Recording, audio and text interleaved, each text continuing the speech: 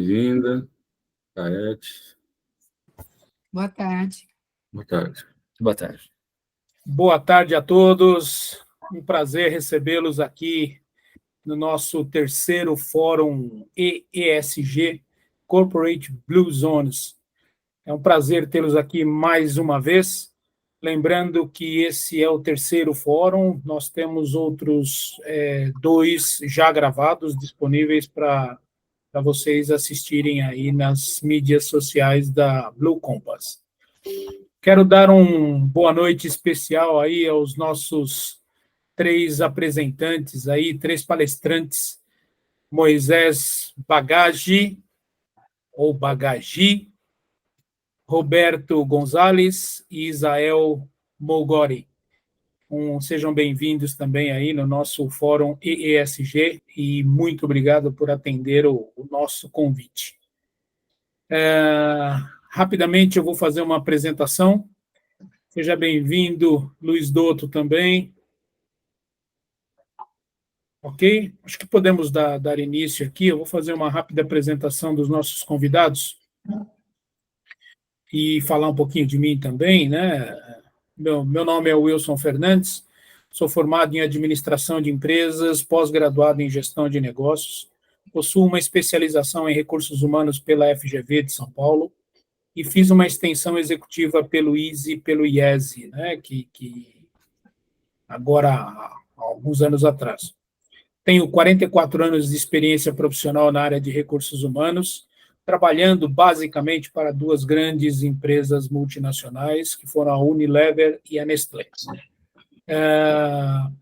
Atuei também em todos os subsistemas de recursos humanos e em várias unidades de negócio nessas empresas. Em 2009, fui convidado para assumir a diretoria de recursos humanos da Carvajal Informação Brasil. É uma empresa do grupo colombiano Carvajal, e hoje já não está mais no Brasil, aí, depois da pandemia, onde fiz muitos amigos e conheci a Colômbia, né, um grande país aí, indico para quem ainda não foi. Em 2008, eu abri o grupo Brasil Vagas Executivas, no LinkedIn, com a missão de unir quem estava buscando emprego com as empresas que estavam contratando profissionais. E esse grupo deu origem à BVE, Brasil Vagas Executivas Empresa, uma consultoria focada em recrutamento, seleção e outplacement. Ok? Apresentando o Moisés Bagagi, sempre erro, Moisés, mil perdões, economista e contador, com MBA em finanças e especialização em planejamento contábil tributário. É mestre em economia e mercados, consultor, professor, autor e treinador em planejamento, finanças e gestão. Obrigado, Moisés, aí, pela sua participação. Está conosco também Roberto Gonzalez, administrador com pós-graduação em mercado de capitais pela USP, é Governance Officer da Fundação José Luiz Egídio Setúbal, que detém o Hospital Infantil Sabará.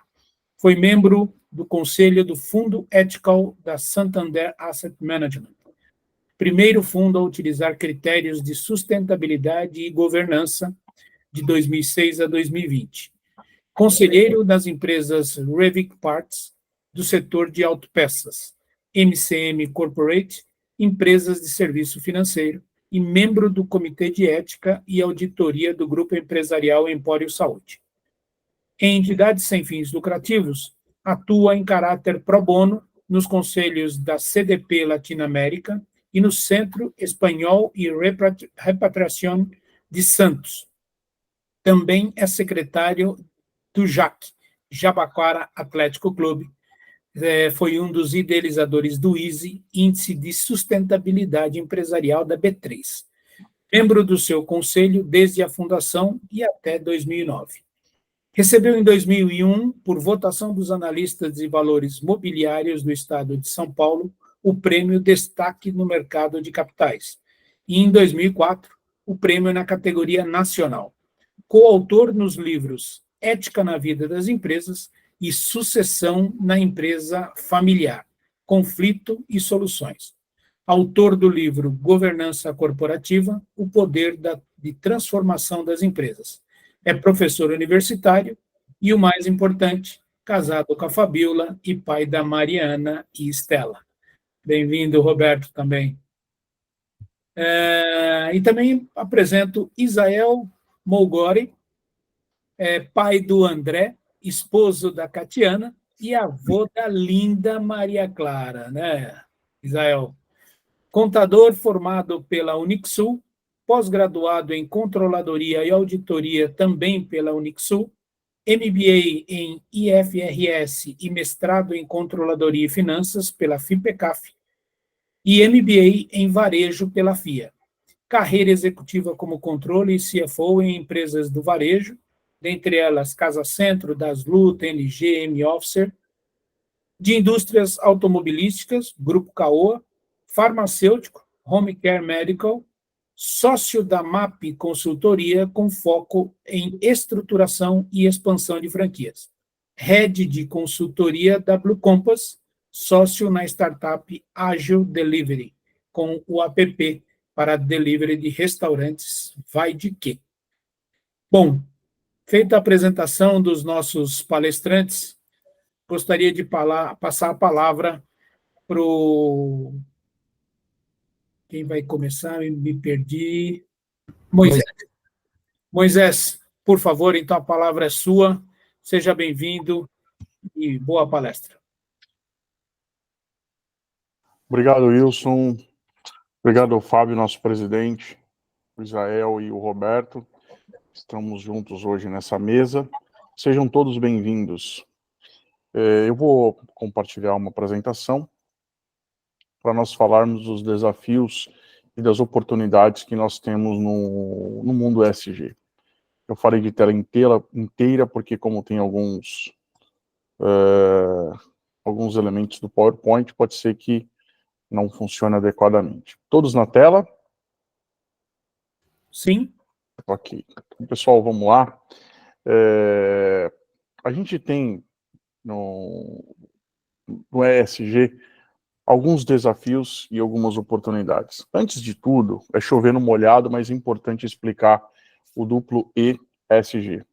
E de Economics, E de Environment, S de Social e G de Governance.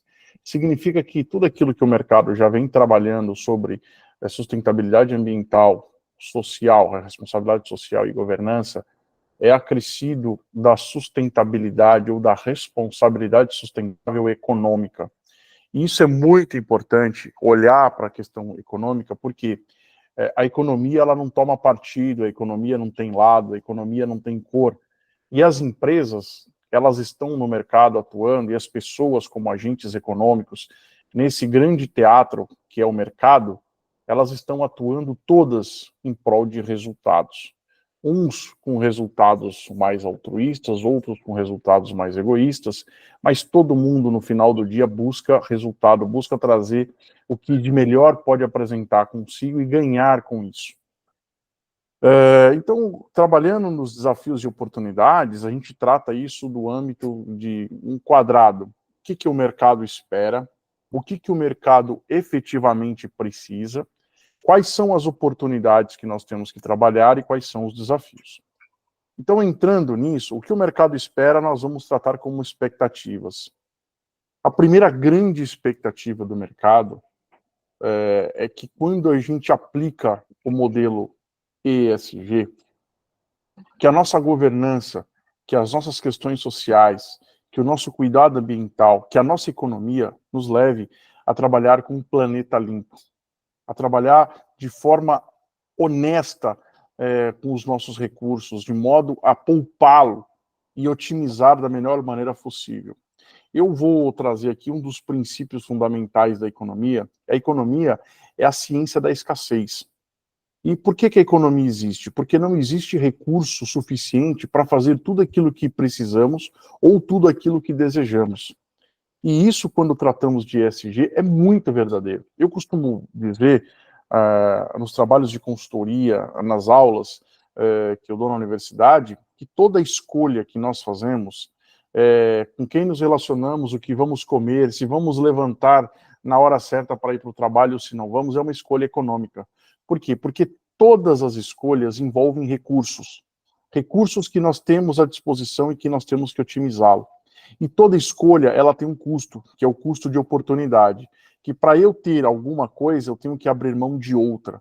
Então a expectativa do mercado é que as nossas escolhas quanto ao ambiente que estamos inseridos, e nesse caso efetivamente o meio ambiente, que é da onde vêm os nossos recursos, elas sejam as melhores possíveis para que nós possamos manter um meio ambiente equilibrado e um planeta limpo. Daí vem muito aquela questão ambiental, que todo mundo bate na pauta hoje. As queimadas, a organização da terra, a melhor utilização, a questão da alimentação e todas as outras coisas que envolvem os temas ambientais. Uma outra expectativa do mercado é que, já que nós estamos usando os recursos disponíveis no nosso planeta para produção, porque as empresas se utilizam disso e nós nos utilizamos também, é que nós tenhamos uma vida equilibrada, uma vida saudável, com boa alimentação, com bons processos de exercício, lidando cada vez ou sempre que possível melhor com essa máquina que nós temos, que é o nosso corpo, que tem um cérebro fantástico, que temos capacidades de movimentação. Então, a questão da expectativa em relação à qualidade de vida, ela tem sido muito grande, e todo mundo tem expectativa com isso. As pessoas querem viver melhor, querem respirar melhor, querem se movimentar, querem se alimentar melhor. Isso é uma expectativa do mercado. E aí nós temos que tratar um ponto, não é porque isso gera uma expectativa, ou seja, o mercado espera isso de nós, é que nós conseguimos entregar efetivamente. Uma outra expectativa é o ambiente de trabalho. Todos nós queremos estar num ambiente de trabalho que seja saudável, que nos traga evolução, que nos traga condições de competição de uma forma honesta, de uma forma limpa, de uma forma justa. Entra muito a questão da governança, entra muito a questão do social, né, que existe integração entre pessoas de todas as etnias, de todos os gêneros, de todos os credos, de todas as idades, com diversos níveis de competência. Então, ter espaço para aquele que tem mais conhecimento, mais habilidade, ao passo daqueles que têm menos, aquele que tem mais experiência de vida, que caminhou mais do que aqueles que estão começando agora. Então, é a união de todas essas pessoas dentro de um sistema, de um ambiente de trabalho que seja efetivamente muito bom. E outra expectativa é que o mundo esteja conectado sem que a gente perca a nossa humanidade, que a informação seja rápida. Hoje, quando a gente começa a mandar mensagem para alguém por um aplicativo de mensagem, a pessoa demora 3, 4, 5 minutos para responder, isso já gera ansiedade, porque a nossa expectativa é a velocidade da comunicação. Só que a gente quer se comunicar, ou queremos nos comunicar com os nossos pares, com os nossos interlocutores, mas sem deixar de ter a nossa vida de modo saudável. Então, isso são expectativas que nós precisamos atender. E não são simples de serem atendidas, elas não são fáceis. E aí nós entramos, então, na questão das necessidades do mercado. O que o mercado efetivamente quer? Então, uma coisa é a expectativa, a outra coisa é o que o mercado busca. Antes de qualquer coisa, o mercado quer gerar negócio. Todo mundo que está no mercado, se relacionando, se intra-relacionando, falando com seus interlocutores, quer gerar negócio. O time de vendas precisa vender mais, o planejamento precisa ter ações operacionais adequadas para que seja cumprido o orçamento. As pessoas que estão procurando recolocação ou vender os seus serviços precisam ter oportunidades. Então, no final do dia, né, as ONGs que vão atender, o governo, as empresas, as famílias, todos querem gerar negócios. Esses negócios nem sempre são negócios que têm fins lucrativos, mas eu dizia, quando eu atuei numa autarquia pública, que o público também tem lucro. Se ela não tiver... O que é o lucro? E esse lucro é social. Se ele não tiver resultado financeiro, econômico, sustentado e positivo, como que nós teremos recursos para fazer os investimentos que levam à melhoria das pessoas? E era uma autarquia de educação, que precisava ter sobra de recursos para que nós pudéssemos fazer investimento. Foi essa mentalidade que nos ajudou, por exemplo, no tempo da pandemia, a manter os nossos alunos conectados. Se nós não tivéssemos reserva em fundo, teria sido um desastre. Então, no final do dia, o mercado tem a necessidade de fazer negócios. Outra coisa que é importante, que o mercado quer, ele exige, e nós como consumidores quando estamos no papel de consumidores, também queremos, é que o nosso cliente seja muito bem atendido e, mais do que isso, que o cliente fique encantado com aquilo que nós podemos entregar.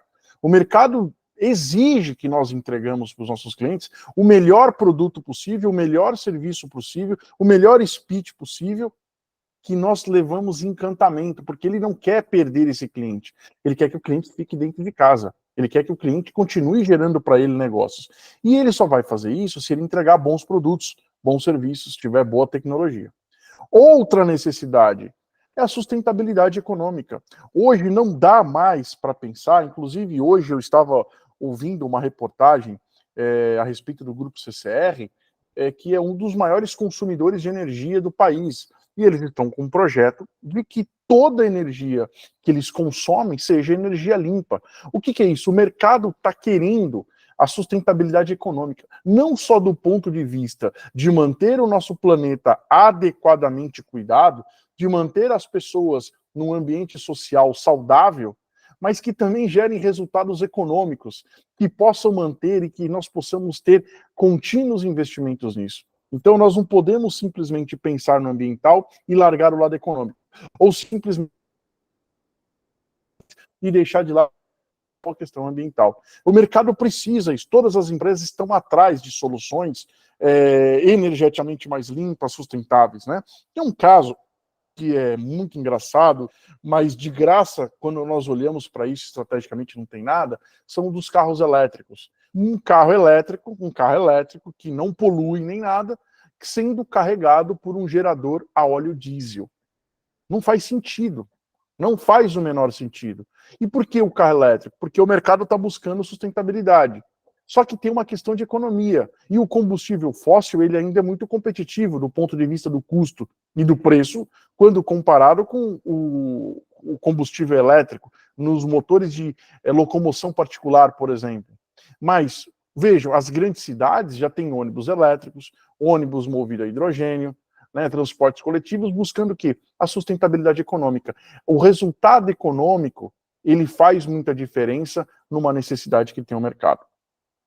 E aqui eu trouxe 5 questões de oportunidades que nós devemos trabalhar, pensar e aproveitar quando nós pensamos no mercado ESG.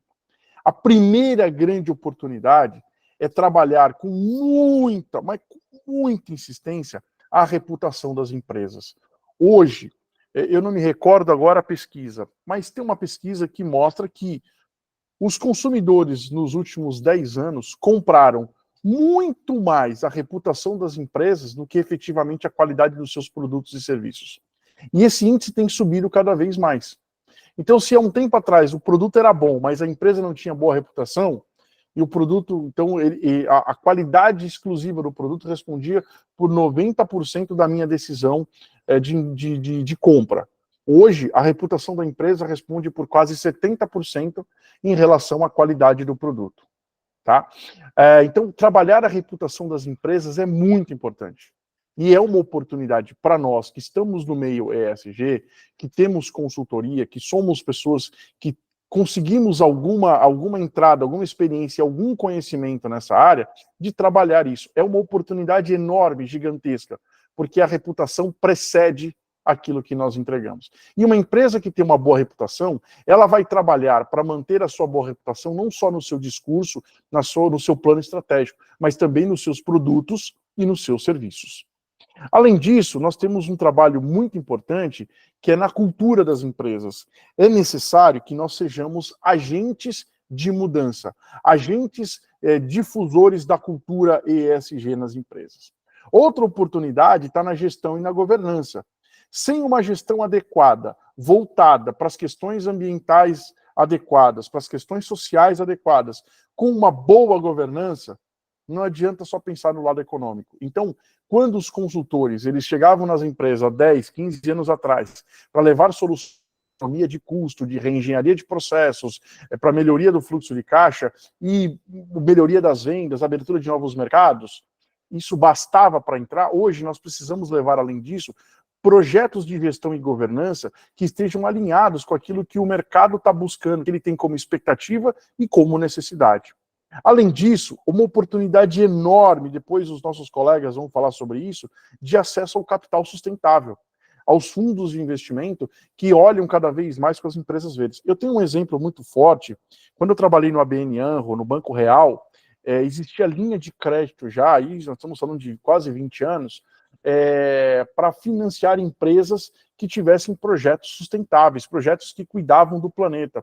Eu lembro de uma grande rede de lava-rápidos, hoje ela nem existe mais, e ela não conseguiu receber linha porque os produtos que ela usava, ela não queria investir num local adequado para descartar aquele produto químico e ele não contaminar o lençol freático. E o banco foi lá, fez uma consultoria gratuita e falou, olha, se você construir, se você fizer esse tratamento, nós vamos investir no seu negócio. Caso contrário, você está fora do nosso portfólio. Então existe cada vez mais o capital sustentável à nossa disposição. E nós temos que trabalhar isso como uma grande oportunidade. Uma outra grande oportunidade é trabalhar na mitigação dos riscos. Eu não vou entrar com profundidade aqui, mas riscos ambientais, riscos sociais e riscos econômicos. Só para os senhores saberem, o Brasil já é signatário de vários acordos que diz respeito ao meio ambiente, que diz respeito às questões de desenvolvimento humano.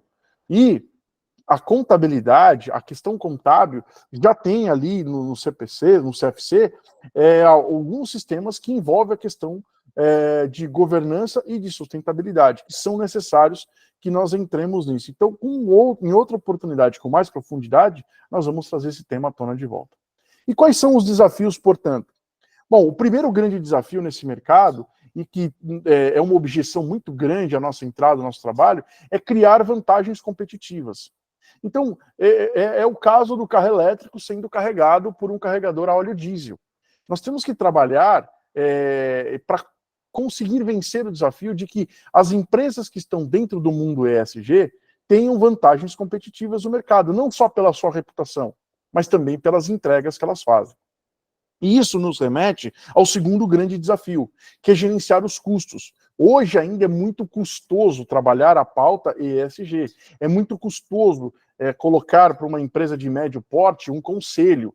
É muito custoso para ele, além de ter o speech da governança, da sustentabilidade, da questão social, colocar isso em prática na produção na linha de montagem. Então nós temos uma oportunidade de mexer com isso, mas um desafio muito grande de resolver a questão dos custos. Outra coisa, falta ferramenta de gestão. Nós precisamos desenvolver ferramentas de gestão para isso. É um desafio muito grande, são poucas ferramentas de gestão.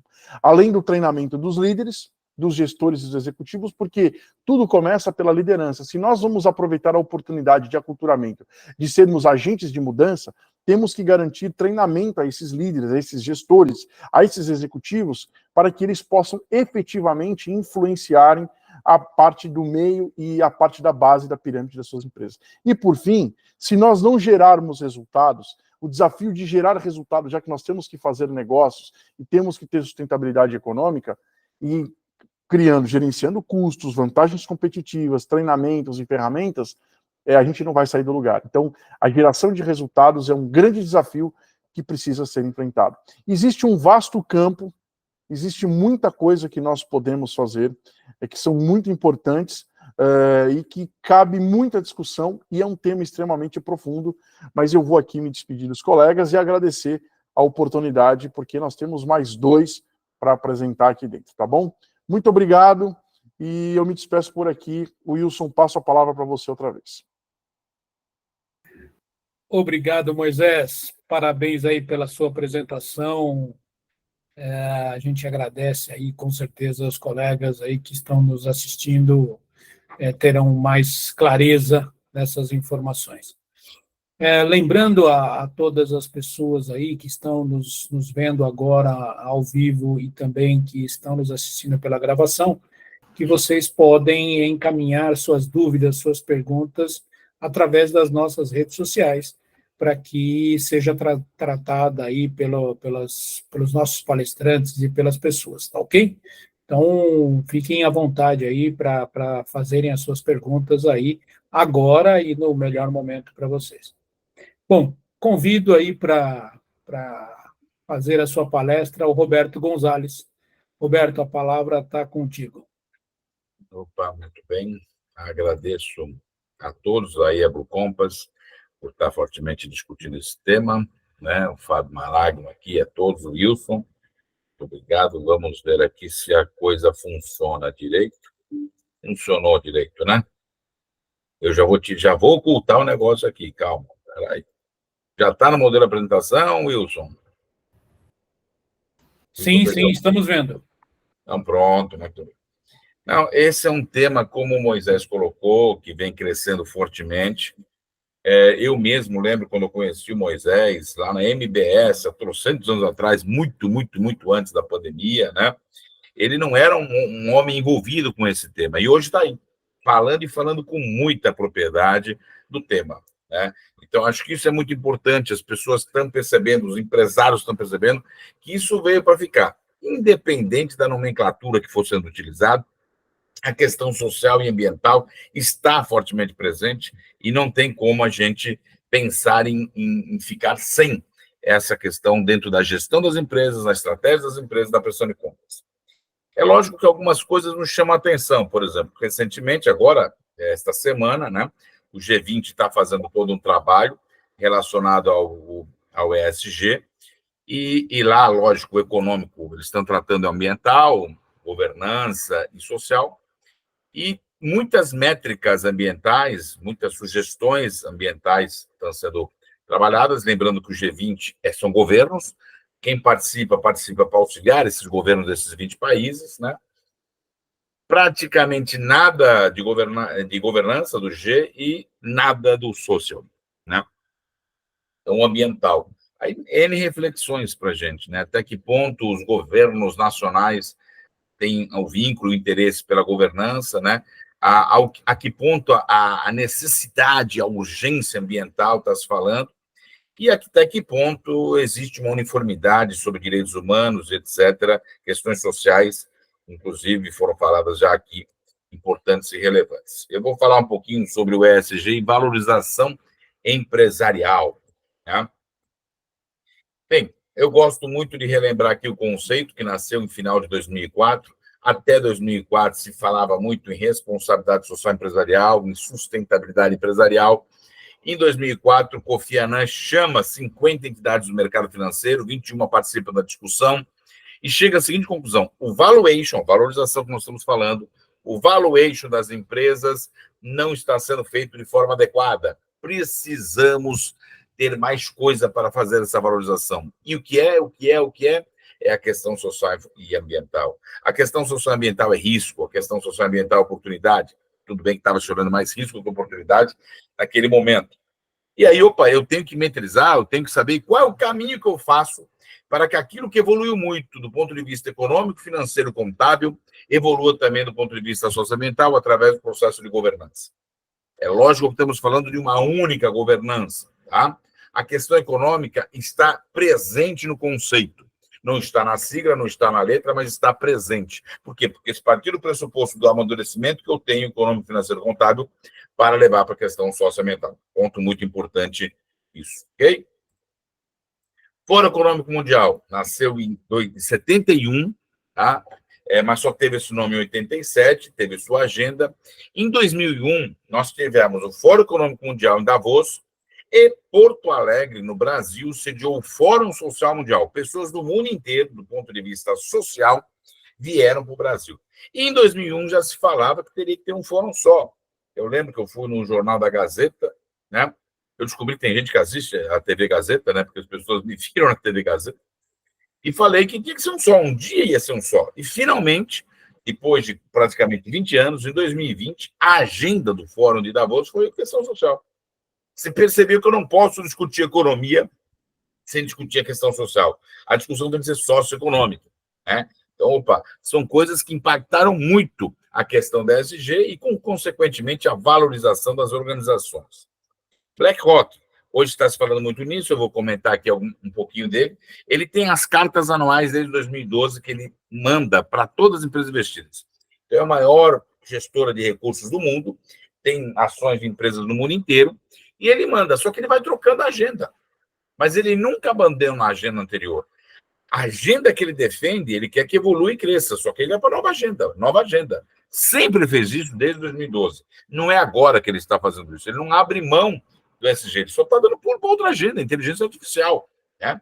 E aí ele fala, né, isso aqui no processo 2018 para cá, que foram as cartas mais vinculadas com a temática ESG, quando acharam que as empresas e conselhos não estão produzindo divulgações de sustentabilidade eficazes, ou implementando estruturas para gerenciar essas questões, vamos responsabilizar os membros do conselho, dado o trabalho de base que já lançamos sobre a divulgação e os crescentes riscos de investimento em torno da sustentabilidade.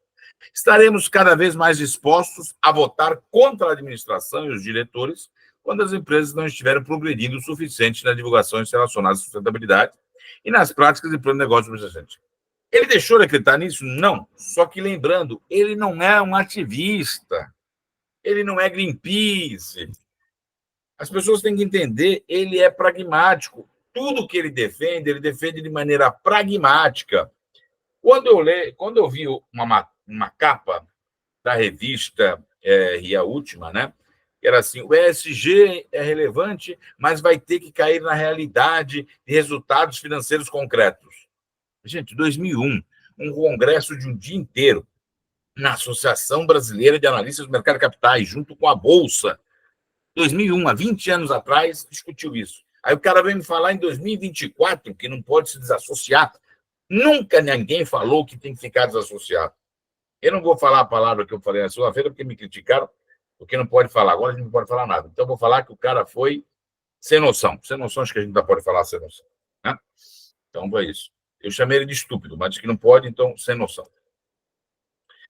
Por que esses dois fatos, né, a temática do fórum? Porque nós tivemos o maior gestor de recursos e o Fórum Econômico Mundial da Bolsa, que tem ainda seu impacto, tem a sua relevância, né? E isso fez com que, todo mundo acordasse, né? Então, eu conheço analistas que em 2001 trabalhavam como analistas e agora falam, tem um negócio aí chamado GRI, Global Report Initiative, que nasceu em 97. As pessoas acordaram e acharam que tinha descoberto o ovo de Colombo. Não, o ovo de Colombo já existia faz muito tempo. Só que agora você está se encontrando nele. Mas não diga que é uma coisa nova, né? Já existia. Análise, fundos de investimento, a gente vai ver aqui, já tinha levando em consideração isso para fazer o cálculo de valorização das organizações. Eu vou falar rapidamente de uma coisa chamada história, para a gente entender essa questão de valorização das empresas, senão fica difícil, né? Entender por que existe mais de 10 trilhões de recursos em fundos dessa natureza no mundo, quando lá nos anos 90 era zero. Vamos entender, então, um pouquinho, para a gente compreender. Em 1999, começa a ter os primeiros fundos disso. O primeiro fundo que utilizou um critério social aberto foi formado por um nigeriano nos Estados Unidos. Antes disso, nos anos 80, você já tinha fundos teológicos, fundos criados por religiosos, pessoas de uma mesma religião, com os conceitos da religião, né? Para, por exemplo, fundos das freiras católicas, não sei que estado dos Estados Unidos, não investiam em nenhuma indústria farmacêutica que tinha produção de remédios abortivos, por exemplo, né? Fundos muçulmanos não investiam em instituições financeiras por causa da lei de usura. Então, tinha critérios religiosos. Só que aí depois veio os critérios, né, gerais e amplos. Então, como começou a ter, o que a Dow Jones fez? Lançou um índice só de empresas com maior comprometimento na agenda ESG, que na época se chamava sustentabilidade, o índice continua com o mesmo nome, mas tem critérios de governança, critérios sociais, critérios ambientais. Depois do lançamento desse índice, nós tivemos uma reunião, eu tive a honra de participar dessa reunião, né, representando a Associação Brasileira dos Analistas do Mercado de Capitais, hoje a APIMEC, e eu brinco, né, que a APIMEC parece que é de abelha, né, apicultores, mas não é. É a Associação dos Profissionais de Investimento do Mercado de Capitais, por isso que é o PI, né? A gente deixou de ser a primeira entidade citada, a ABAMEC, né? Porque ABA para a API passou lá para baixo, né? Essa entidade. Então, o Vladimir Antônio Rioli, que nos anos 80 já discutia balanço social das organizações, eu, e da Bolsa, a Mauê Muniz, que era a gestora dos índices da Bolsa. Então, foi a primeira reunião para tentar montar um índice dessa natureza. No ano seguinte, o Unibanco, a área de assets do Unibanco, que administrava recursos de um monte de gente, começou a lançar relatórios das questões sociais e ambientais que poderiam impactar o risco e oportunidade para comprar uma ação e ter ela no portfólio, né? Em 2001, a ABN é pioneira e lança o primeiro fundo no Brasil com critérios de governança e sustentabilidade, o EUS junto aí na sustentabilidade, né? o Fundo Ética, que existe até hoje. Destacar o papel do Fábio Barbosa, que foi presidente do ABN Amrobank, e depois do Santander, hoje é membro do Conselho do Banco Itaú. Luiz Maia, que foi gestor da Asset, da ABN Assinante, Luiz Ribeiro, que foi o gestor do fundo, e o Pedro Angeli Villani, que foi o analista e depois foi gestor. Eu tive a honra de 2006 a 2020 fazer parte do conselho desse fundo, 2006. 2001 não fazia parte, né? E a PIMEC fez o primeiro evento que eu comentei com vocês. Em 2003 nós temos os princípios do Equador. O que eram os princípios do Equador? Era o seguinte, olha, investimentos acima de 50... financiamento, né, empréstimo de recursos acima de 50 milhões, você vai ter que ter uma contrapartida socioambiental, impacto. Teve uma usina, a construção de uma usina hidrelétrica na Costa Rica, que parou porque ia acabar com o sapo azul. Se acabasse com o sapo azul, ia ter um problema de gafanhoto na lavoura, ia ter um problema de fome no país, por causa de um sapo, por causa de uma hidrelétrica. Então, as coisas todas são interligadas, né? E esse projeto foi parado, né? E aí é formado um grupo de trabalho que depois formalizaria o ISE. Esse grupo de trabalho praticamente seria a formação do primeiro conselho do Índice de Sustentabilidade Empresarial do Brasil, do primeiro índice do Brasil. Em 2004, o Itaú lança o segundo fundo, então em 2001 tivemos o primeiro, hoje são cerca de 20 fundos que tem no Brasil. Em 2004 lança o segundo fundo, né? Em final de 2004 nasce o conceito ESG, né? Eu sempre falo para todo mundo, tem que ler o documento, né? Nós falamos ESG de propósito, para quê? Para lembrar o E econômico, porque o conceito está o econômico, mas muita gente não lê o conceito, a base disso para entender. Então, eu já ouvi, por exemplo, uma pessoa defender governança socioambiental em paralelo à governança econômico-financeira. Olha, essa pessoa, para falar isso, deve ter fumado muito baseado para falar essa besteira, né? Então, aí em 2005, temos o lançamento do ISE pela Bovespa. Eu prometi para o Fábio Baraco que eu ia ser mais calmo em relação às críticas de quem fala besteira aí sobre o ESG. Deixa eu me acalmar um pouquinho. Em 2005, 1º de dezembro de 2005, tivemos o lançamento do ISE. Eu tive a honra de fazer parte do conselho do ISE, 2005 até 2009. Em 2006, temos o lançamento dos princípios responsáveis de investimento, ou seja, você utiliza esses princípios socioambientais na hora de montar a sua carteira de investimento, tá? Depois nós tivemos a Federação Brasileira de Bancos lançando Café com Sustentabilidade para discutir isso, né? E tivemos um evento sobre a sustentabilidade nas demonstrações contábeis, né, em 2007. Trabalho hoje que é feito, que eu vou falar rapidamente, sobre o CBPS faz aqui no Brasil. Tivemos reunião hoje, inclusive, saí da reunião para entrar aqui, inclusive. 2008, a Ambima, atual Ambima, a Ambid, atual Ambima, né, que a fusão da Andima com a Ambid, fez a Ambima, queria a categoria de fundos renda variável. Por quê? Os fundos que utilizavam critérios de sustentabilidade e governança ficavam numa categoria chamada Ações Outros, onde ficava o planeta Terra naquela categoria. Aí criou-se uma categoria específica, sustentabilidade e governança, para todo fundo que tinha critérios relacionados a isso, em seu regulamento, tinha conselho, podia não ter conselho, mas critérios claros, objetivos, ficava nessa categoria, né?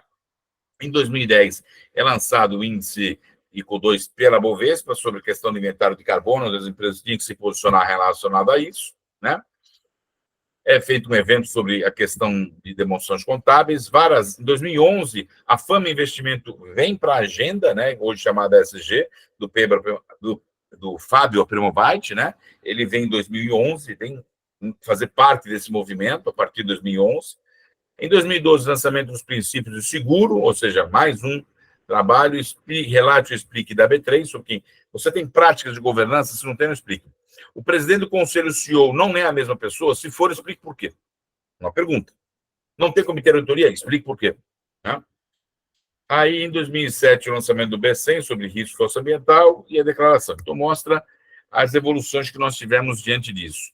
E aí, a B3, lógico, lançou o quê? Bolsas, né? Então, o Índice de Governança Corporativa nasce em 2000. Então, a Bolsa do Brasil entendeu que o último apagava a luz. Falou, gente, a gente tem que fazer alguma coisa, senão a Bolsa brasileira chegou a ser menor que a Merval, que é a Bolsa da Argentina. Hoje, a gente somos a terceira maior Bolsa do mundo, né? E aí, vamos criar regras. Se visitou o mundo inteiro, viu o modelo alemão, se criou um novo mercado, que seria o seguinte, regras acima da lei, acima da legislação, para ter mais garantia para o investidor, para a gente conseguir que mais recursos entrassem no Brasil e mais pessoas brasileiras também entrassem no investimento de bolsa. Depois nós tivemos o Índice de Sustentabilidade Empresarial, com critérios sociais, ambientais, de governança, nasce em 2005. Tivemos o carbono eficiente, o ICO 2, e tivemos também o índice Standard Poor's B3, né, que nasceu em 2020, agora recente. Né? Esse índice aqui durou 3 anos, 2020 a 2003, foi um índice que utilizou os critérios do CDP, porque é para companhias abertas do CDP, eu tenho a honra de ser conselheiro do CDP Latinoamérica, né? Originalmente era Carbon Disclosure Approach, hoje é Disclosure Inside Action, né? Ação para abrir informações, né, relacionadas às mudanças climáticas, né? E esse índice durou com publicação no valor diariamente, mas ele durou apenas 3 anos e depois se parou com a sua questão. Agora, é importante o trabalho do SASB, o ISSB, porque o SASB fez lá em 2011, 2010, 2011, criou informações muito focado para o mercado americano, por isso você tem que fazer a adaptação, né? Informações que deveriam estar na contabilidade das empresas americanas relacionadas à questão socioambiental, né? E aí aqui fala um pouquinho que nasceu, o Sustainability Accounting Standard Report, 2011, eu falei 2010, 2011, empresas investidoras, impactos financeiros contábeis da sustentabilidade. Esse era o principal objetivo deles, né? A partir de 1º de agosto de 22, ela se junta com a questão contábil, que é a IFRS Foundation, e aí o SASB vira International Sustainability Standard Board, que é o ISSB, que hoje é um organismo internacional. Como tem o IFRS, do mundo contábil, né, que define as regras contábeis para o mundo inteiro, respeitando as peculiaridades locais, por isso tem um organismo local. Nós temos no Brasil o CPC, Comitê de Pronunciamentos Contábeis, e temos no Brasil o CBPS, que é o Comitê Brasileiro de Pronunciamentos de Sustentabilidade. Tá? Esses são os 11 macrosetores que o SASB separou e fez os diversos indicadores, os diversos itens para estarem presentes na contabilidade, vinculados à temática da sustentabilidade, vinculados à questão ESG, né? E aí que fala o que é o ISSB. É lógico que ele cresceu mais a discussão sobre assuntos ambientais, sociais e de governança, fala quando foi criado e todo o seu trabalho a ser desenvolvido. E aí vemos no Brasil, em junho de 2022, né?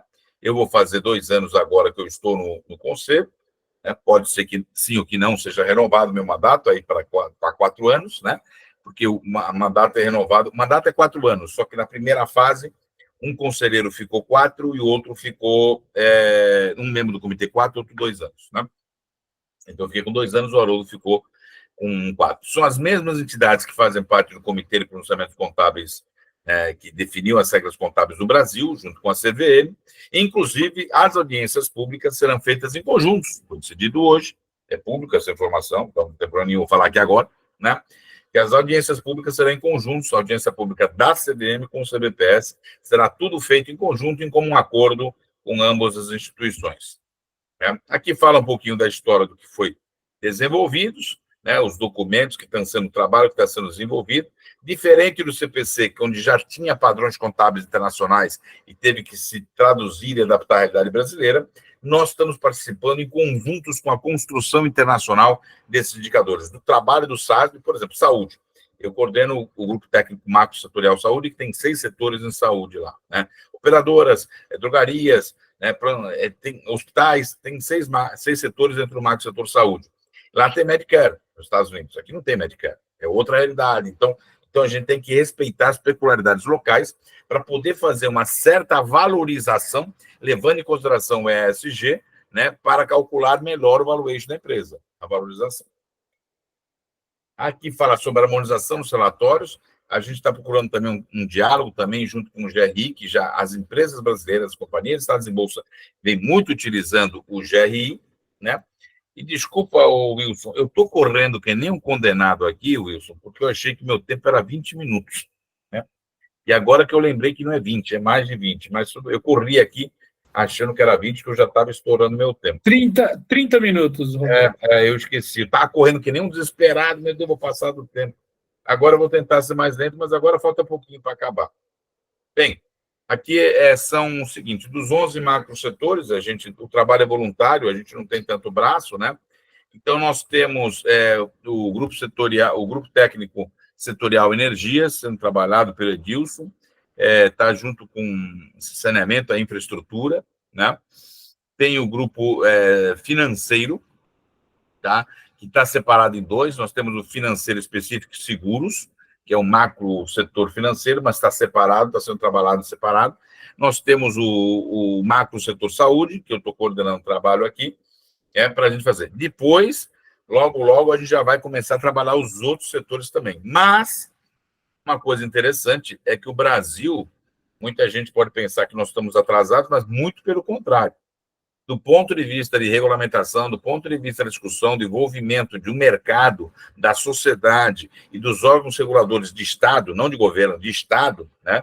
Porque a CVM é do Estado brasileiro, não é do governo, né? Lembrando isso, a agência reguladora é do Estado, né?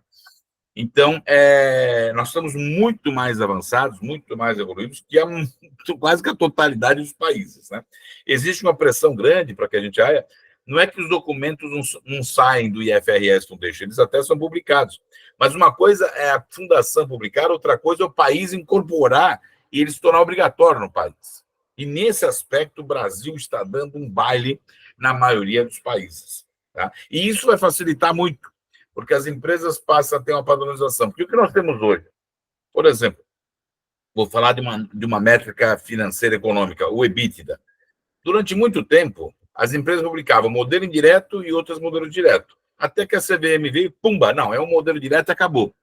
Porque era um absurdo, gente. Você pegava um EBITDA de 10 anos, a empresa sempre pegava um número menor para ela. Mas ela não informava o usuário. Então você estava comparando modelo direto com modelo direto, modelo direto com modelo direto. Não dá. Tem que ser o mesmo modelo, né? Então, eu tenho que ter a mesma métrica, né? Parte que o Wilson manja muito de recursos humanos, treinamento de altos executivos, né? Opa, eu tenho que ter a mesma métrica, treinamentos únicos, eu tenho que ter um conceito claro, né?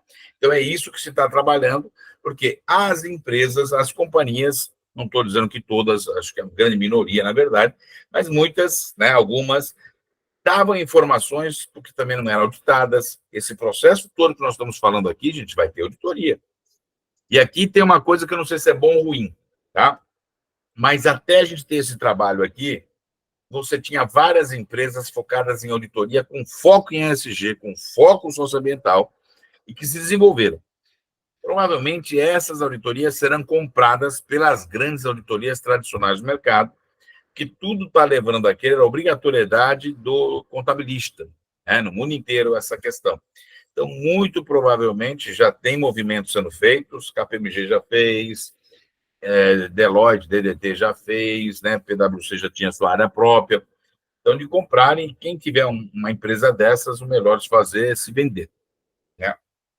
Para isso, porque elas vão dominar esse mercado e dificilmente vai ter espaço para quem não for. Consultorias de pequeno porte, aí é outra história. Aí dá para concorrer, mas a auditoria, acho muito pouco provável que consiga as auditorias independentes das grandes auditorias independentes conseguir ter espaço no mercado.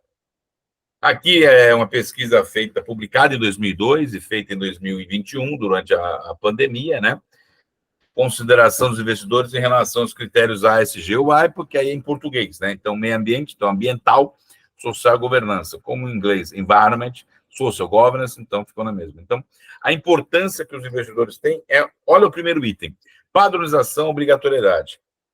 Porque aí eu consigo comparar, né? Eu vou pegar o Hospital Mater Dei, vou pegar a Redditor e vou conseguir comparar. Porque elas têm uma padronização definida pela... e vou comparar. E aí eu vou investir, vou comprar ações daquela que estiver mais vinculada e mais participativa e mais presente na agenda ESG. Roberto, e como é que eu faço para quem não é ESG? Bem, o crédito também está vinculado, vocês viram que eu falei de crédito.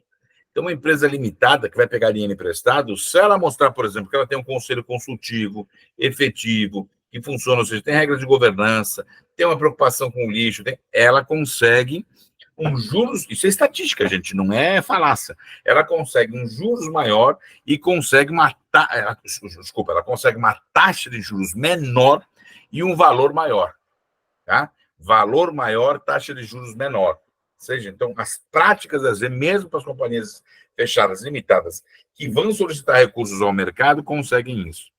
Aí tem ações de linha iniciativa externas, né, que são ações sociais externas.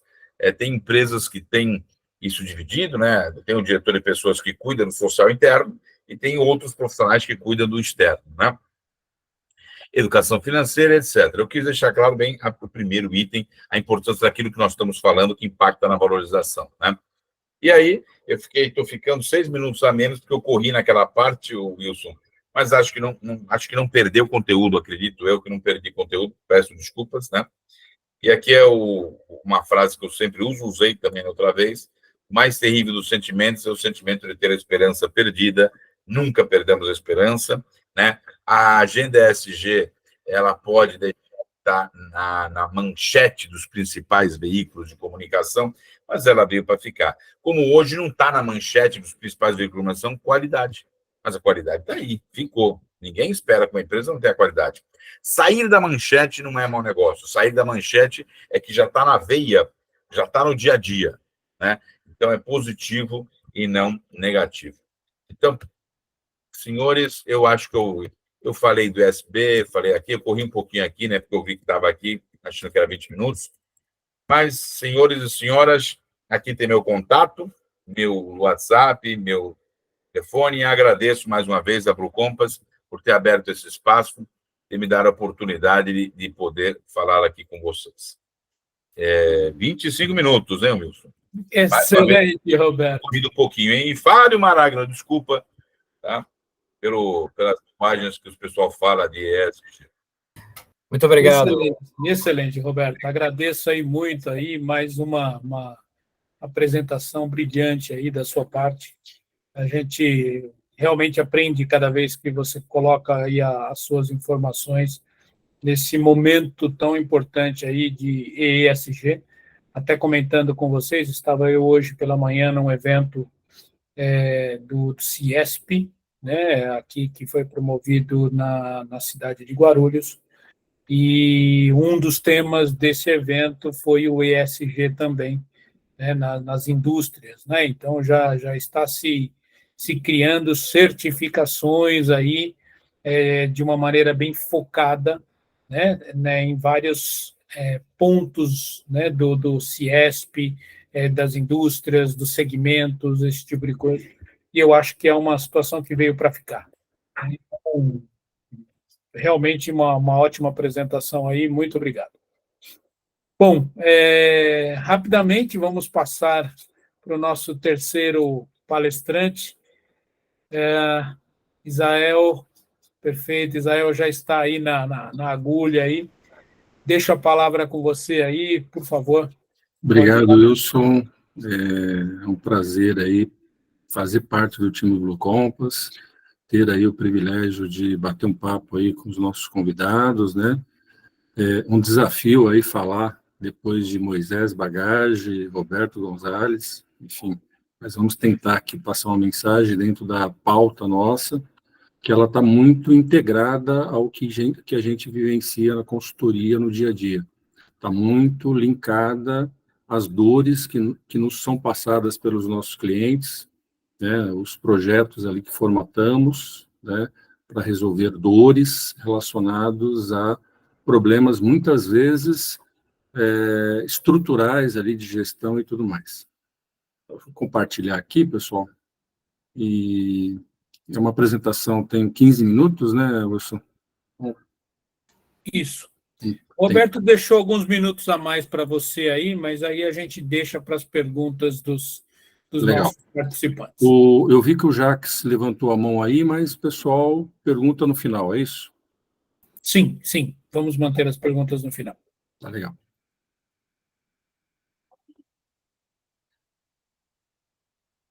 Espera aí, deixa eu só voltar aqui. Senão ele não vai compartilhar. Vamos lá. Tem que escolher janela, né, Fábio? É isso? Certo. Você está com ele pelo Google? Pelo Google. Sim, escolher a aba. Separador do Chrome, né? Opa, espera só um pouquinho. Vou só voltar aqui.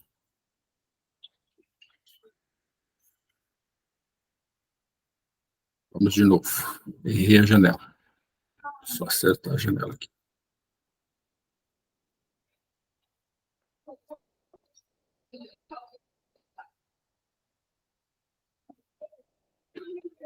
compartilhar. Cadê a janela? Aqui inteiro.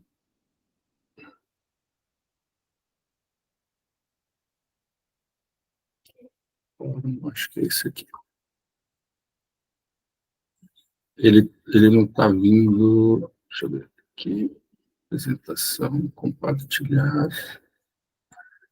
Mas aí eu não estou vendo vocês. Vocês estão vendo a tela, pessoal? Sim, estamos Sim. vendo. Sim.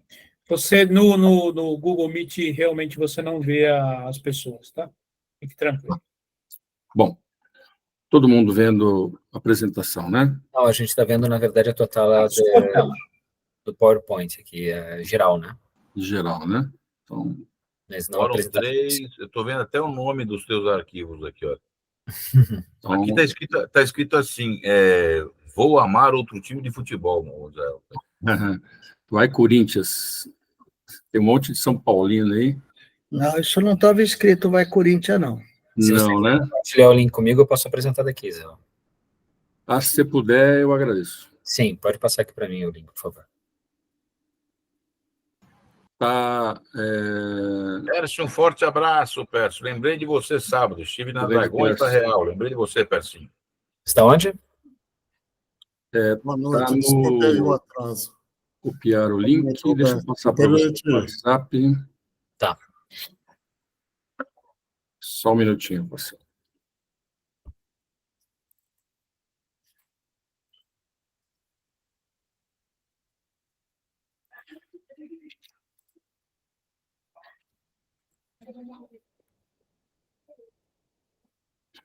Estou com ela aqui, pode deixar que eu compartilhe. Por favor.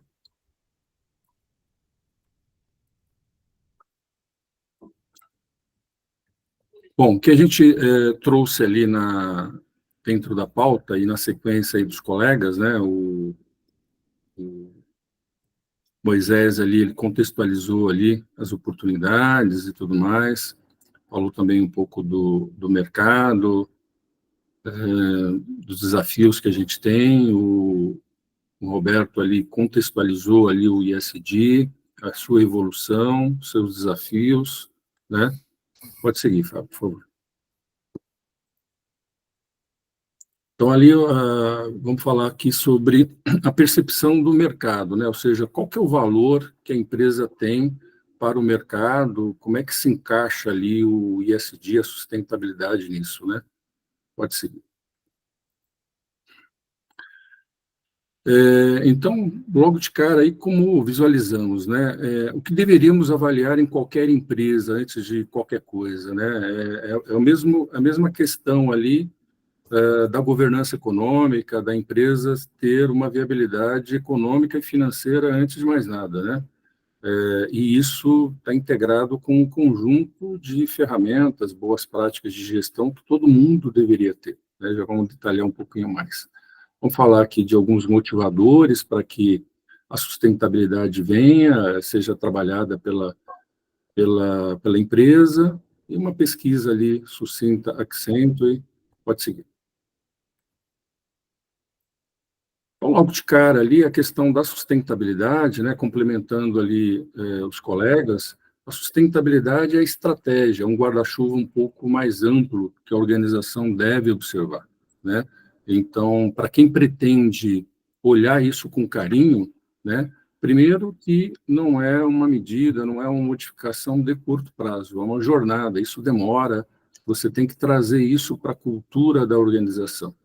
E o ESG é muito como o mercado financeiro olha, você tem métricas, você tem ISE, você tem John Jones, você tem indicadores, você tem fundos que nomeiam ali empresas que têm o ESG, né? Mas a grande verdade, o mundo ideal é que a empresa incorpore boas práticas de sustentabilidade na sua estratégia. E aí, como execução, como gestão do negócio, venham ali os indicadores ESG, venham as boas práticas, venham as frentes ali de governança ambiental, social e tudo mais. Pode seguir. Aqui, o que eu procurei provocar, né? Nós deveríamos avaliar em qualquer empresa antes de mais nada, né? Primeira coisa, o que a gente olha sempre na Blue Compass, nos nossos clientes, e está dentro ali da nossa proposição de valor, né? Primeira coisa, logo de cara, né? Como é que está o seu planejamento estratégico? Para onde você vai? Você sabe, né? Você tem isso mapeado, você tem isso planejado, né? A sustentabilidade faz parte disso.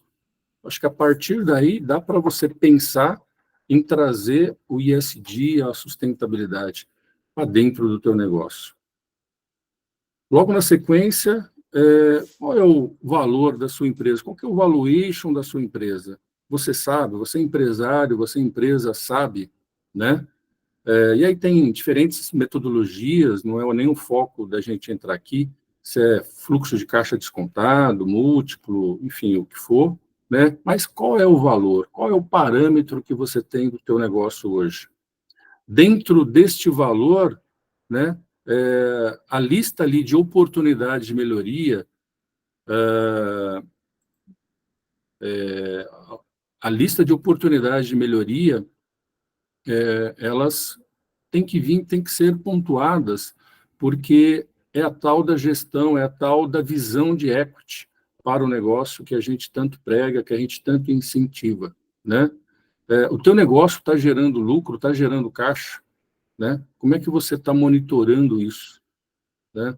Então, são questões preliminares que precisam ser avaliadas em qualquer negócio, que é o que a gente procura sempre levar para os nossos projetos, para os nossos clientes e dentro da nossa proposição de valor. Nós temos na Blue Compass o nosso propósito ali de valorização empresarial e prosperidade sustentável, mas por detrás disso tem todo um trabalho de aculturamento, de sustentabilidade, de boas práticas de governança, né? E também boas práticas de gestão, como tem um planejamento estratégico, se não tem, vamos providenciar, podemos apoiar nisso, né? Porque isso efetivamente pode fazer muita diferença para que a empresa dê novos passos, dê sustentabilidade.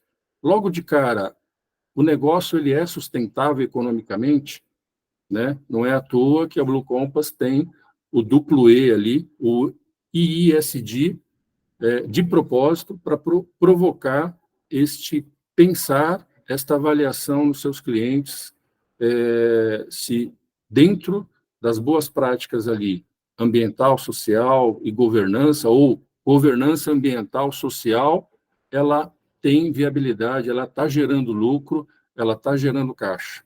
Se não está, tem que repensar todo o negócio, tem que avaliar, com certeza vai identificar muito mato alto, muita oportunidade para ser trabalhada, né? E isso precisa estar integrado em todo um plano de posicionamento da empresa, frente ao seu mercado de atuação, frente aos seus concorrentes, que sempre traz ali insights, dicas, dentro de um trabalho ali de mapeamento de mercado, né?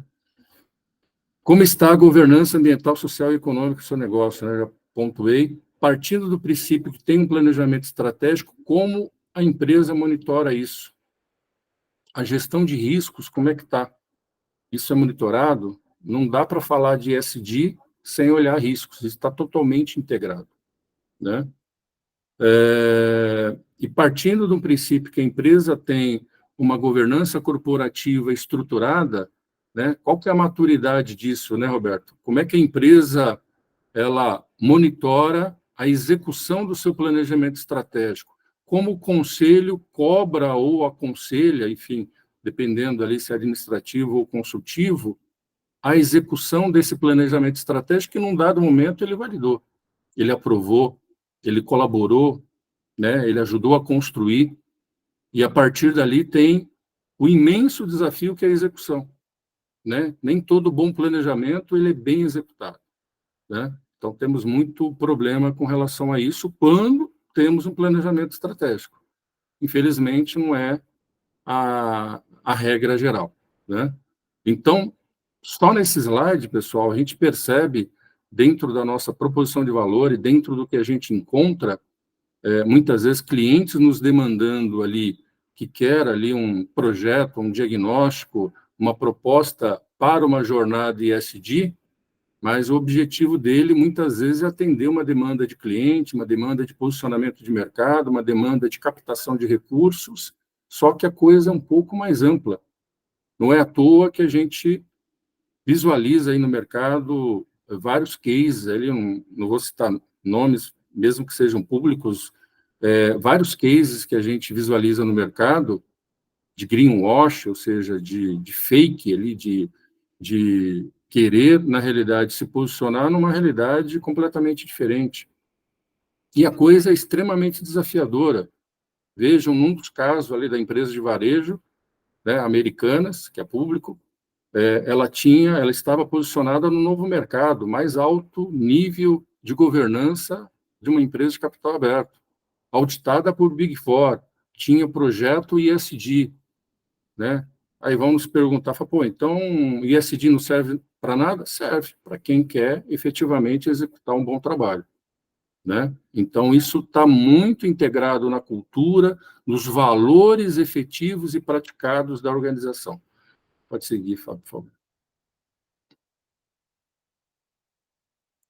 Então, aqui nos motivadores, ou seja, o que motiva eu ter uma gestão sustentável, ESG e tal, né? Temos muita pressão vindo fora do Brasil, normatizações ali, o próprio CBPS ali está debruçado em cima de duas normas, o S1 e o S2 ali, que são normas que impactam, olha só, as primeiras duas normas, né, Roberto, impactando diretamente o quê? O caixa. Como é que a companhia está olhando ali para o clima, por impacto climático do seu ecossistema, do seu negócio e vice-versa, no fluxo de caixa, no curto, médio e longo prazo. Qual é o meu posicionamento para mitigar riscos? Como é que eu vou lidar com isso? Como é que eu vou comunicar ao mercado uma coisa que eu tenho que mapear internamente com todos os planos de ação, indicadores e etc., para gerir bem o meu negócio, para reportar o mercado agora, por norma, também quer saber disso. Vai ter muito banco de fomento lá, eu cito aí o Banco de Desenvolvimento de Minas Gerais, né? Eu tive aí contato numa apresentação o ano passado, que para você sentar lá e pleitear qualquer linha de crédito, você tem que ter um relatório de impacto ambiental. Né? Você tem que ter um posicionamento do teu negócio. Então, a gente percebe ali vários motivadores ali, tanto regulatórios como vindo de fora, e aí se eu exporto, eu posso ser cobrado pelo meu cliente lá fora de um posicionamento ESG. A gente vai, se estou sujeito, se eu quero num dado momento, dentro do meu planejamento estratégico, estamos em 2024, daqui 1 ano, 2 anos, eu já exporto, eu vou esperar o cliente me cobrar? Ou eu vou começar uma adequação para que ela seja evolutiva e adequada? Né? Poderemos desdobrar várias outras questões relacionadas a isso, né? Aí o meu cliente, né, preocupação, tal. Aqui eu cito, por exemplo, uma situação de um cliente que nós tivemos o ano passado, apresentamos para do segmento de pecuária, o cliente, ele vende para grandes players aí, como JBS e outros, que exportam. E aí ele estava preocupado lá por se adequar, porque o cliente, como ele exporta, lá fora cobra, então ele tem que repassar para a cadeia de fornecedores dele. E aí ele estava querendo se adequar, fizemos ali uma proposta para ajudá-lo nisso aí. Né? Então, como é que eu, empresa, vou me posicionar, vou fazer o meu planejamento estratégico, vou fazer uma análise básica SWOT, vou avaliar ali as ameaças, o que eu tenho de bom, a minha realidade interna, o meu posicionamento externo, como é que eu vou lidar com isso? Então, muitas vezes, não é o que a gente encontra, e a organização, ela carece de ajuda nisso aí também. Então, na hora que a gente levanta a lona da empresa e olha, pô, a necessidade não é só ESG, ela tem uma necessidade muito básica e primária antes disso aí, né? Esta é a realidade que a gente encontra, pessoal. Pode mudar. Aqui alguns exemplos que eu recortei num Google simples, se pesquisar tem outros, né? Alguns exemplos de linha de crédito, a Caixa, aqui acho que é do Estado de São Paulo, o FINEP, o Banco do Nordeste, a Caixa Econômica Federal tem, o Banco do Brasil tem, o BNDES tem ali na linha FINEP, que é uma linha de 2 bilhões de reais para sustentabilidade, né? O BNDES tem 1 bilhão, e não sei quem tem mais 1 bilhão. Então, dinheiro tem, crédito verde, enfim, tem vários nomes. Eles estão à disposição e as empresas, se estiverem preparadas, têm essa alternativa de linha de crédito, né? Tem várias linhas e a tendência disso é crescer, né? A tendência disso, porque o mundo cobra por isso, o mundo está olhando, né? Os países lá fora no cuido do quintal dele e vem aqui dar palpite aqui na Amazônia e por aí vai, né? Mas isso é outra questão. Mas o mundo acordou, enfim, vem pressionando muito pela questão ambiental, né? E os governos vêm ali olhando para isso e separando linhas de crédito específicas com taxas melhores, e as empresas aí têm que se posicionar. Para se posicionar, ela tem que fazer todo um trabalho diagnóstico, todo um trabalho estrutural, levantar o seu inventário de gás de efeito estufa, avaliar a questão de crédito de carbono, que está muito forte também. Estamos em vias de ter uma regulamentação, né? Tem muitas oportunidades relacionadas a isso, tem muita coisa também feita de qualquer jeito, precisa tomar cuidado, né? A nossa proposta é sempre olhar as coisas pela perspectiva do caminho correto, mesmo que ele seja mais longo, mas que seja o caminho correto, né? Então, tomem muito cuidado com o que tem aí no mercado, saibam analisar. Tem muita coisa barata que é tiro curto, né? Tem muita coisa cara também que, enfim, aonde vai chegar. Então, tem que avaliar isso corretamente. Pode seguir.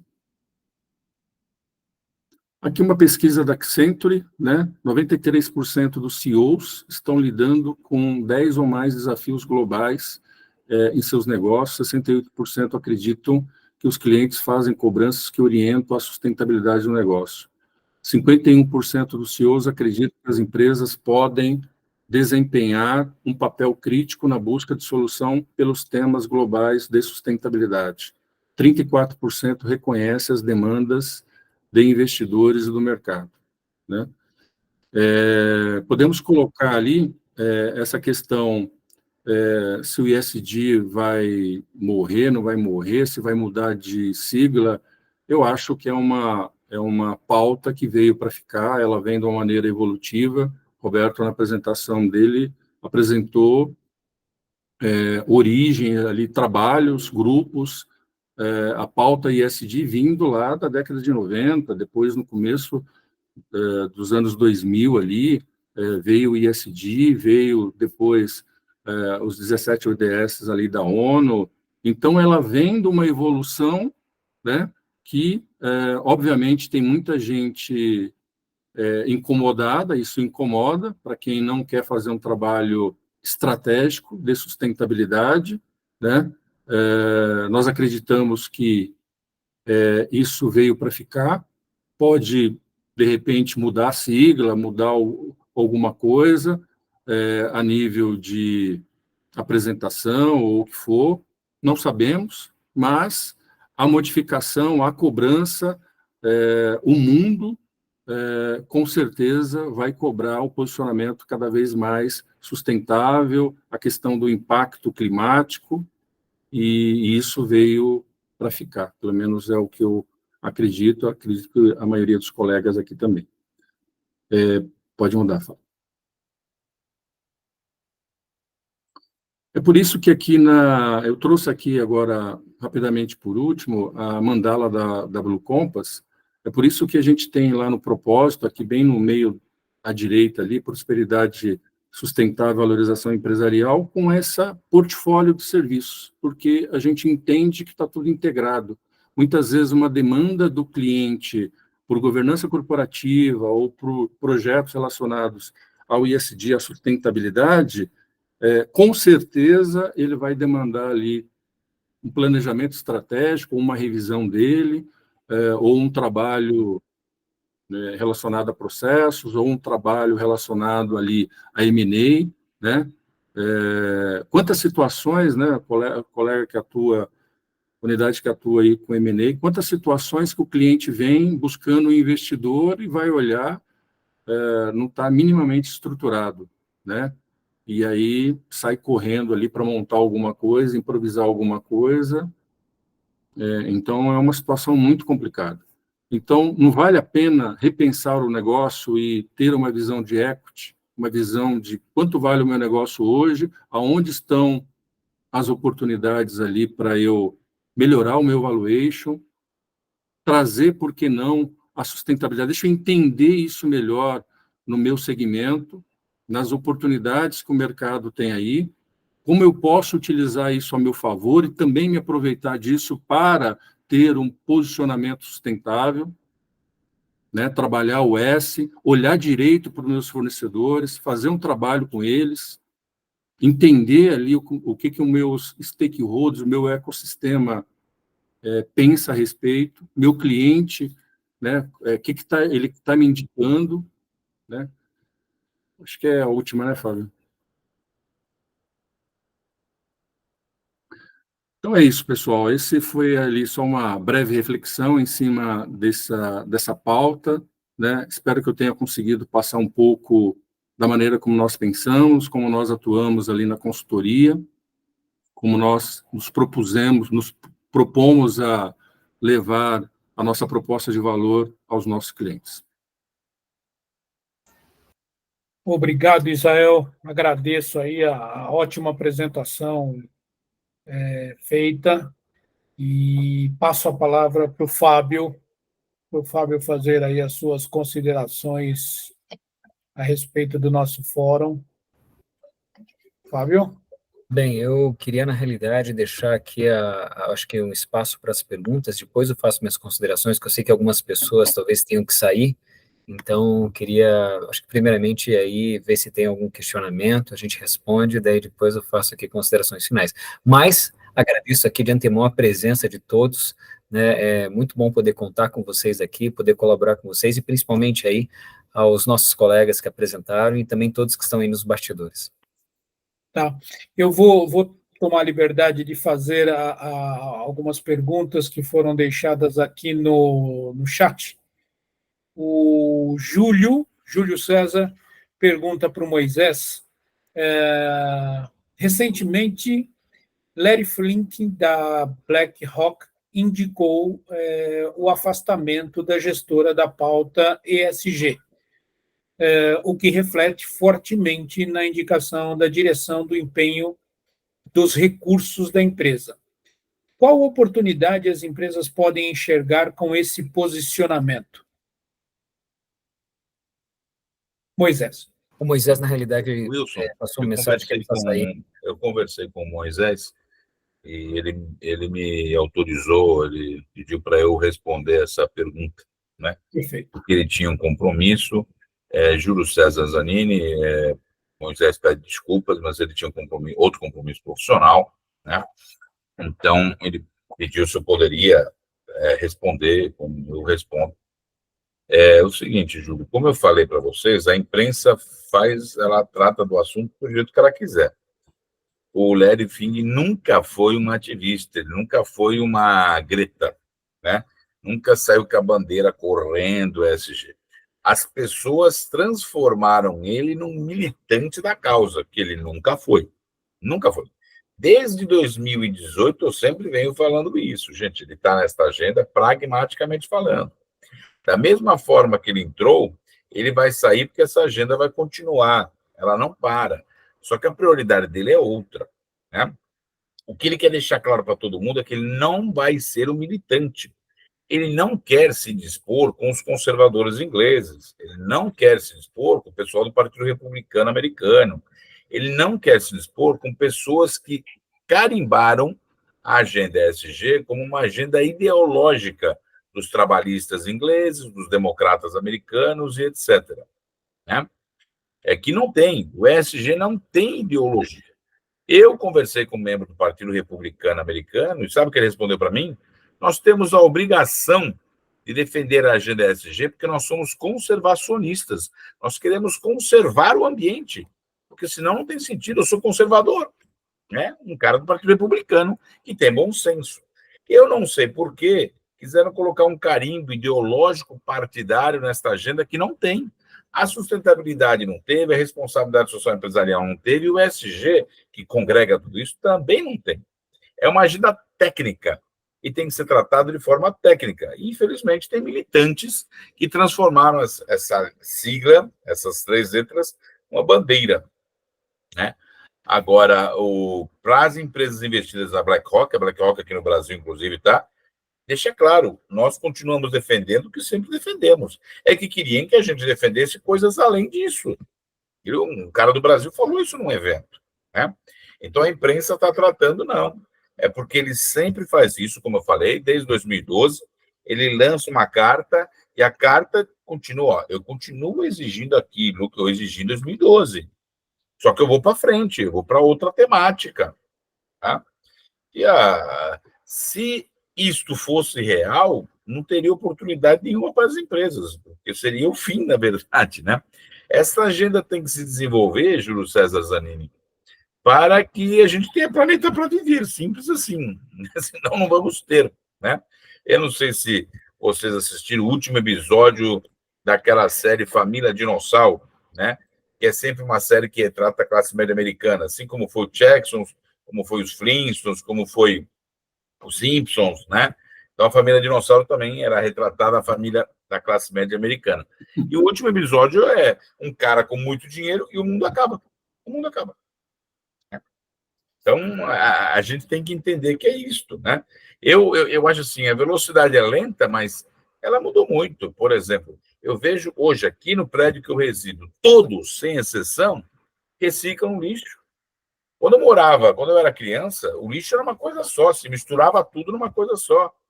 Hoje as pessoas separam o lixo, e não é porque é ESG ou não, porque já está no hábito, já está na veia, já está no sangue, né?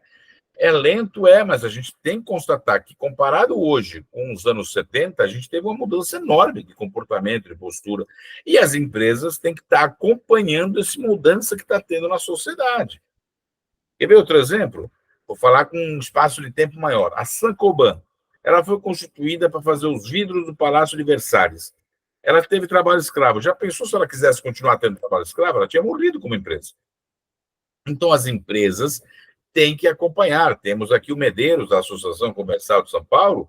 Falamos sobre isso lá também. As empresas que estão na associação comercial hoje são diferentes do que era 30, 40 anos atrás. O comércio mudou, o comércio se desenvolveu. E isso é uma agenda presente. Temos aqui o Pércio. Eu, quando conheci, ele era muito focado na questão econômica, financeira. Ele entendeu que esse tema é importante e relevante para o trabalho dele, seja de rating, seja de análise financeira, seja de valuation, não importa. E assim, quando a pessoa vem para essa agenda, não sai mais. Porque entende que tem risco, entende que tem oportunidade. Né? Excelente, Roberto. Obrigado aí pela sua contribuição. Eu passo a palavra para o Tony. Tony. Isso, antes de você passar, só completar uma coisa. O risco disso eu sempre pensei, Roberto, o único problema é na hora de é o cenário, como você sempre falou, tá? O cenário era um e era outro. Você levar isso em consideração, às vezes, nas análises, é que complica. Hoje, se leva muito mais do que há 20, 30 anos atrás. Só completar o que você falou. Não é que eu não levava, tá? Perfeito. Deixa eu testar o nosso volume aqui. Estão me escutando bem? Perfeitamente. Primeiro, eu entrei com o Gmail do Tony, mas Eu sou o Antônio Cocurulo, de uma empresa de auditoria internacional chamada Parker, me juntando a vocês desde ontem, onde tive uma reunião com alguns dos amigos aí da Blue, Israel e outros colegas, o Fábio. Dar um grande abraço num contemporâneo amigo meu, trabalhamos juntos na Price, depois de várias faculdades, como foi o Gonzalez, né, na PECAP e outras tantas. É um parceirão aí de projetos de sustainability com Paulo Vanca, nosso grande mestre. E queria fazer um coro muito rapidamente com o Gonzalez pelo seguinte: em outubro do ano passado, eu estive em Londres, na reunião internacional da nossa firma, e um dos temas que nós tratamos foi o ESG, lá em Londres, pela Parker. Tivemos uma representante do governo inglês participando por 1 hora, falando sobre o ESG da Inglaterra, do Reino Unido. E, como vocês sabem, o Reino Unido é uma colcha de retalhos de vários países que tentam falar a mesma língua e nem sempre eu acho que falam, né? Como a nossa América Latina, eu sou vice-presidente norte-americano, dizem que falamos espanhol, mas não falamos. Nem nós falamos espanhol, falamos português. E claramente, a agenda da nossa colega que nos apresentou a visão ESG do governo inglês foi uma visão política, e não uma visão técnica, tampouco uma visão preocupada com a responsabilidade dos negócios, das pessoas e das agências, das empresas sobre a agenda. Isso não é, então, algo somente aqui local ou de uma empresa tipo BlackRock que está fazendo essa movimentação. E esse carimbo, o Gonzalez falou, é verdadeiro, porque eu estive com alguns executivos da BlackRock 2 anos atrás, final de pandemia, e os executivos da BlackRock da América Latina disseram a mesma coisa, né? Quiseram colocar um carimbo na gente que a gente não tem. Nosso negócio é negócio, né? Bandeiras políticas não são nossa prática, são negócio. Por fim, mais ou menos importante, nessa mesma reunião, nós visitamos o IASB, lá na Inglaterra, que é o nosso centro de treinamento de auditores e contadores, e o IFRS S1 e S2 já está amplamente divulgado na Europa, está vindo com força total para o Brasil, e aí eu vou discordar um pouco do Gonzalez naquele tema das Big Four que vão dominar esse mercado. Eu sei que ele não quis dizer isso, mas eu vou estressar com ele só para a gente ter um debate. As empresas de auditoria de médio porte, pequeno porte, que tiverem consciência de que seus clientes de médio e grande porte vão precisar ter agenda ESG e demonstrações financeiras com ESG, que vão ser auditadas por nós, auditores de pequeno e médio porte, vão ter que passar pelo crivo e vão ter que apresentar notas explicativas específicas com parecer de auditoria específico sobre as práticas do IFRS S1 e S2, com parecer específico, que ainda não saiu do papel, que não saiu ainda na publicação. Então, esse é um tema que nós estamos bastante alinhados com a prática, mas não acredito que seja só uma agenda de Big Four para as pequenas e médias empresas. Senão, o banco não vai dar dinheiro para essas empresas evoluírem. Que está uma startup que queira estar dentro do capítulo ESG, captando recursos para criar valor para o seu negócio. Eu queria agradecer muito a oportunidade, dar um grande abraço mais uma vez no Gonzalez, nosso grande amigo, uma vez Israel, Fábio e todos os demais que estão aqui presentes. Obrigado, me alonguei demais, desculpe-me.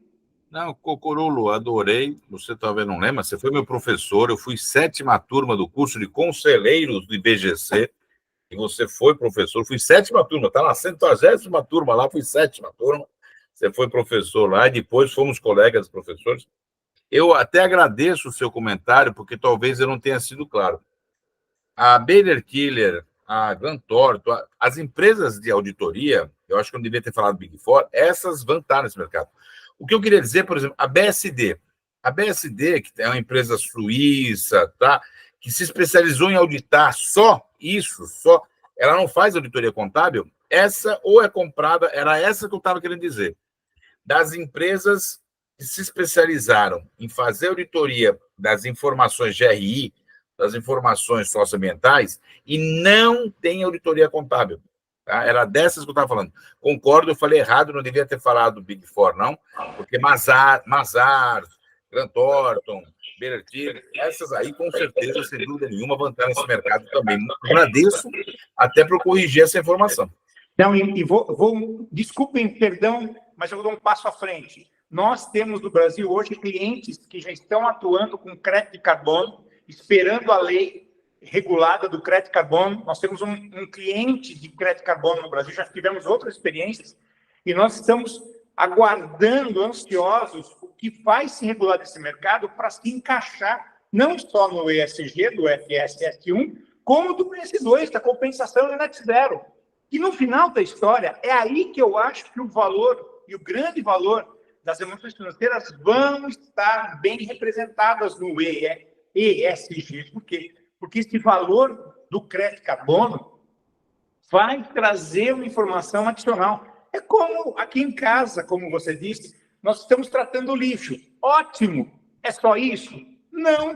Agora, botar um carro com um gerador de a diesel para dar carga num prédio sem apartamentos é a burrice ao cubo. E isso não pode acontecer, não faz sentido. Mas esse é o tema. Grande amigo, Roberto. Um grande abraço. Muito obrigado pela referência. Obrigado. Perfeito. É isso mesmo. Tanto é que tem a charge da piadinha, né? O cara tá todo feliz lá com o carro elétrico, mas aí tem uma termoelétrica. Não pode, né? Ainda bem que a gente tem uma boa matriz energética no nosso país, né? Muito bom, muito pertinente. Excelente, amigos. Mais alguma pergunta para os nossos debatedores?